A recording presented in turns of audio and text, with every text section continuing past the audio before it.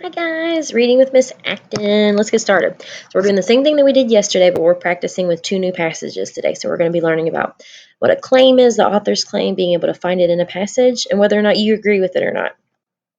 So what are we going to be doing together in this video? We will find the author's claim in a text about binoculars, those things that you look through with your eyeballs and that helps you see things that are far away. And then you, in the Google form for your reading, you're going to find the author's claim in a text about sharks. It's a really cool text about sharks. What is a claim? We have to know what that is to be able to identify it. So let's do our Freire model with it. So what is a claim? So the meaning of an author's claim is what you believe or think is true. And that says it true, is true, is true.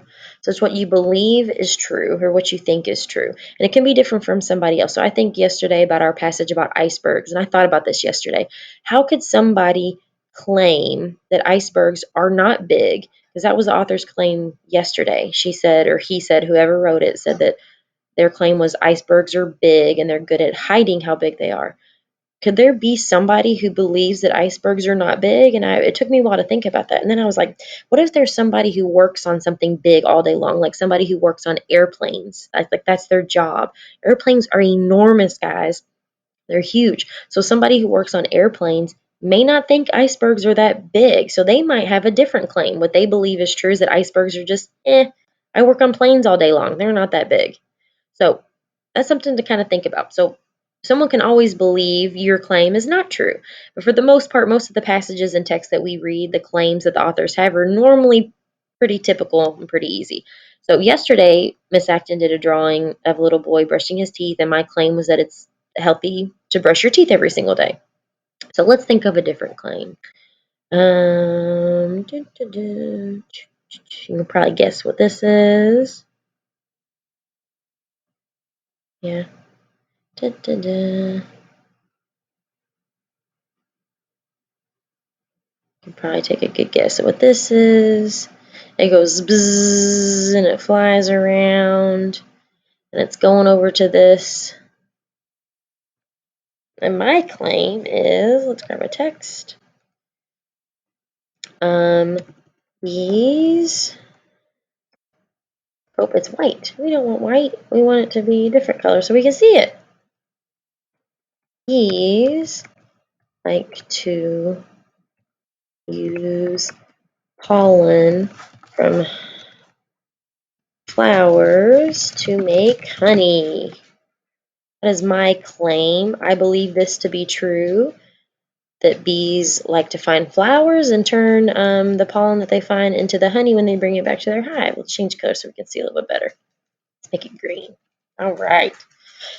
So then the opposite of a claim would be something that is not true or something that is not false or something that is false or something that is not true. So I would say false would be a good example of of the opposite of a claim, something that is not true. And even though I hate this word and I hate what it means, but it works. So if someone lies to you, they tell you a lie, they are not telling you what they believe to be true or what they think is true because they're telling you a lie, something that is not true.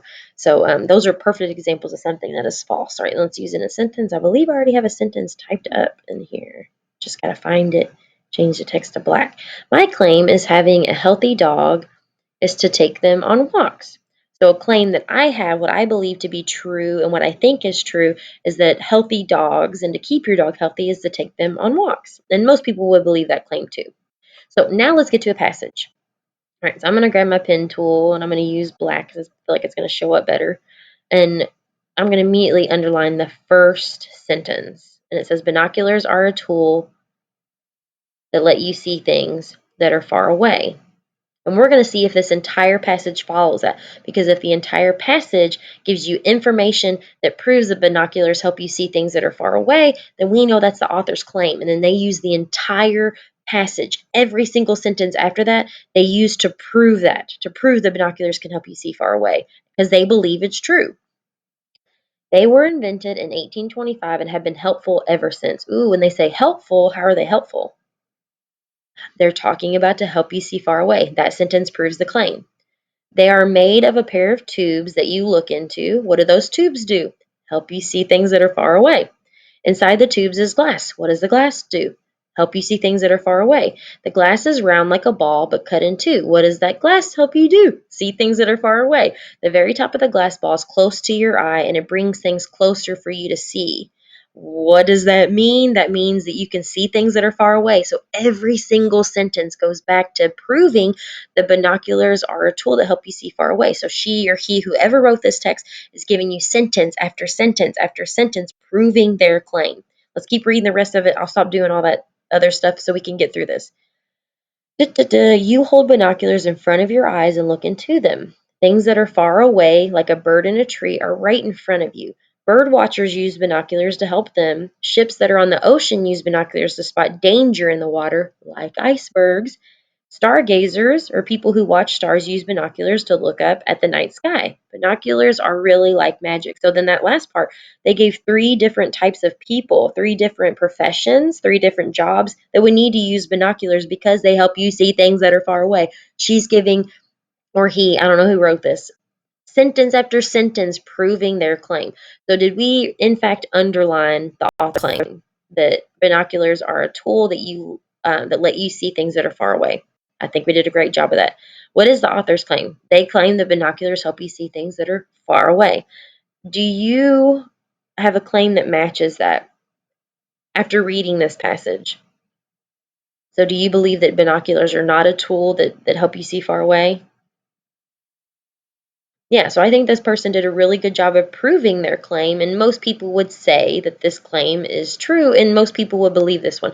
But maybe someone else out there maybe doesn't. I can't think of anybody right now, but kind of like the icebergs, how I thought about people who work on airplanes, maybe I'll find somebody the next time that we meet.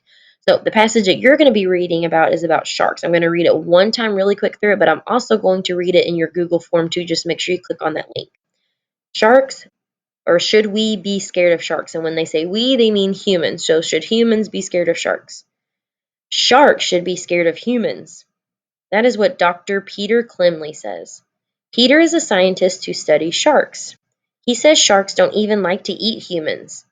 They would rather eat seals. Seals have a thick layer of fat on them. Eating that fat gives sharks energy.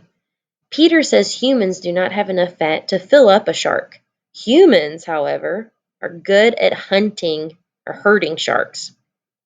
Each year, humans kill about 100 million sharks. Some humans like to eat shark meat.